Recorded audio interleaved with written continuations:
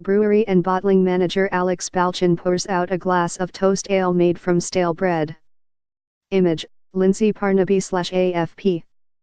At a brewery nestled in rolling farmland in northern England, the process of making beer begins with dropping dozens of unwanted loaf ends, thrown away by a sandwich factory, into a large stainless steel tank. Add water, hops and yeast, and out comes the unmistakable golden beverage popular the world over. "We're essentially substituting part of the malt for bread," says Alex Balchin, head of the Wold Top Brewery, near Driffield in Yorkshire, of the brew which has no discernible bread-like taste. The brewery uses some of the tons of discarded uneaten bread in Britain to produce beer in support of an initiative fighting food waste, and the idea is being exported around the world. Behind the concept of toast ale is Tristram Stewart, who set up Feedback, an anti-food waste organization. He began producing the beverage last year, drawing inspiration from a small Belgian microbrewery Brussels beer project that started making a beer from leftover bread, called Babylone, in 2015. "They explained to me that the ancient Babylonians actually invented beer to preserve bread and other grains that otherwise would be wasted," says 40-year-old Stewart. "That was the original purpose of the drink." Bloomin' Lovely Stewart's research has found that industrial quantities of bread are being wasted globally, more than food aid charities can utilize, while the global craft beer brewing movement has continued to flourish.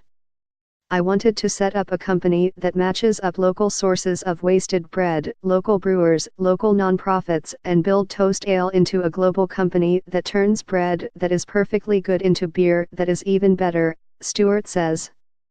The profits, after partner brewers have claimed their production expenses, are donated to Feedback, while any grains left after brewing are recycled to feed livestock. His first toast ale was produced on the TV show of British celebrity chef Jamie Oliver, who declared it "bloomin' lovely."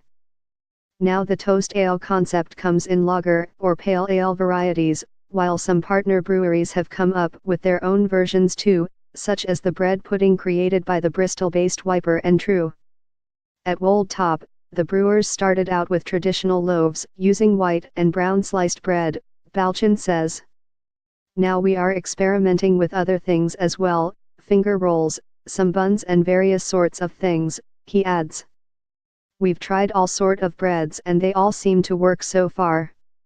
In Britain, 9.8 tons of bread have already been used to produce more than 300,000 beers, sold for between £2.5 and £3 each, between €2.8 and €3.4, $1.30, $4.0, a similar price to other craft beers.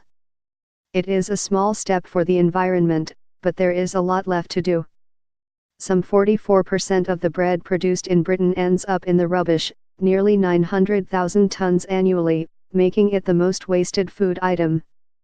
"It is deeply depressing if you look at what is going on globally," says Stewart. But the solution of this problem turns out to be delicious.